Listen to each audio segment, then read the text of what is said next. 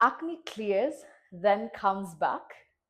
You stay consistent, you follow your routines properly, and yet after a few weeks or months, the breakouts return. So, for many people, this is one of the most frustrating parts of acne. It feels very unpredictable, but in most cases, recurring acne isn't random. So it usually means there are underlying drivers that were never fully addressed. So in this video, I want to walk you through why acne keeps coming back and how you think about it from a clinical perspective. So one of the biggest misunderstandings in acne care is confusing temporary improvement with true resolution. Temporary clearance means the skin looks better. Fewer pimples, smoother texture, less congestion. But this often happens with good routines. But true resolution means the cycle that creates the acne has actually been interrupted. So those are not the same thing. So, for example, someone may start a strong routine and see real improvement within a few weeks. The skin looks clearer, inflammation settles, texture improves. But if the underlying drivers are still active, whether hormonal rhythm, chronic inflammation, or strong triggers, newer lesions slowly form again. So the skin improves, but the cycle was never fully switched off. But that's where recurrence begins. So this is why so many people say, my skin got better, then everything came back. It's not that the routine did nothing, it's that you only address one part of the process. So now let's talk about intrinsic drivers. So the internal factors that explain why acne keeps forming, even when the routine is so good. So the first is hormonal influence. So we have androgens, which are hormones, which are present in both men and women. This stimulate the sebaceous gland. When these hormones fluctuate, they increase oil production and change how follicles behave. So more oil means a higher chance of what? Pore blockage. And when that environment is present repeatedly, then new lesions continue forming even if the surface looks controlled. And this is why some people experience cyclical acne. It follows internal rhythms, not product changes. You often see this along the jawline and chin, especially in patterns that flare predictably. The second intrinsic factor is chronic inflammation. So, some individuals have a heightened innate immune response in the skin, meaning once inflammation starts, it doesn't switch off easily. So, in this situation, lesions don't just form, they last longer. They resolve more slowly and they're more likely to leave post inflammatory marks. So, even if breakouts aren't very frequent, the persistent creates the feeling that acne is always there. The third intrinsic factor is baseline skin biology. Things like sebum composition, follicular keratinization, and inflammatory reactivity. So these vary significantly between individuals. Some people produce thicker, more comedogenic sebum. Some have follicles that clog more easily. Others have skin that reacts strongly even to small triggers. This is why two people can have similar looking acne but completely different recurrence patterns. One clears quickly, another keeps relapsing. So, not because they're not doing skincare differently, but because their underlying skin behavior is actually different. So, and unless those intrinsic tendency are accounted for, acne tends to return. So then we have extrinsic factors. So external factors that keep acne active even when routines are good. So one of the biggest is friction and occlusion. So things like masks, helmets, frequent touching, or even resting your face on your hand can maintain low grade inflammation in certain areas of your skin. So that's why some people keep breaking out in exactly the same spot. So then another factor is stress and sleep disruption. So what stress does is that it affects hormones. It also affects inflammation and skin recovery. Poor sleep can weaken barrier function and prolong healing time.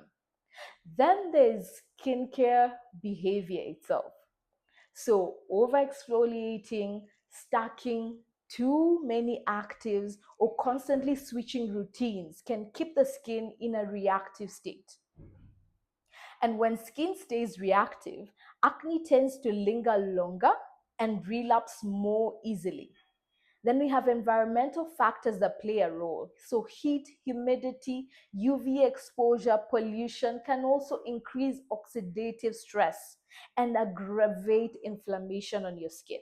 So what's important to understand is that these external factors often operate quietly. So people think they're doing everything right, but small daily triggers are still sustaining the cycle.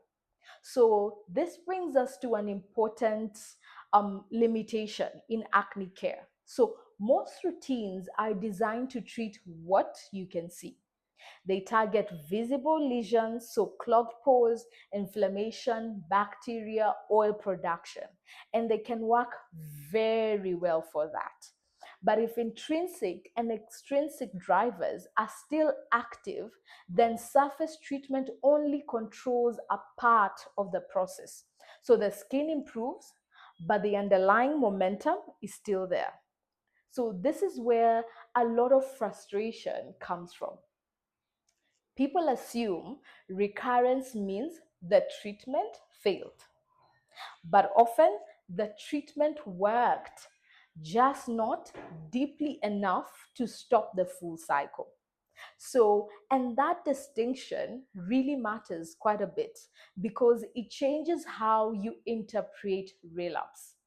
It stops being my skin is resistant and becomes something is still driving this underneath. So once you understand the internal and external drivers, recurrence starts to look much less random for you. So acne tends to follow recognizable patterns, and those patterns often point directly towards sustaining it. One common pattern is cyclical flaring.